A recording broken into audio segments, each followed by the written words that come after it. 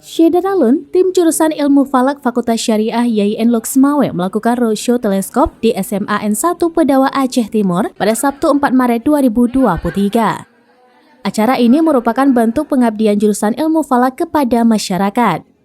Ketua jurusan Ilmu Falak Fakultas Syariah YIN Loksmawe, Dr. Tengku Ismail SCMA menjelaskan, acara ini dibagi dalam 2 sesi. Pertama, penjelasan tentang ilmu falak dan memperkenalkan jurusan ilmu falak kepada siswa. Kegiatan pertama ini berlangsung dalam ruang laboratorium IPA sekolah tersebut. Sesi kedua melakukan pengamatan matahari dengan teleskop dan kacamata matahari di lapangan sekolah. Lanjutnya, pada kegiatan ini, jurusan Ilmu Falak Fakultas Syariah YIN Loksmawe membawa 2 teleskop Loptron. Para siswa terlihat antusias mengikuti acara di bawah bimbingan tim ilmu falak. Mereka diperkenalkan tentang fungsi teleskop, cara penggunaan, dan terakhir dibimbing untuk melihat matahari satu persatu dengan menggunakan teleskop.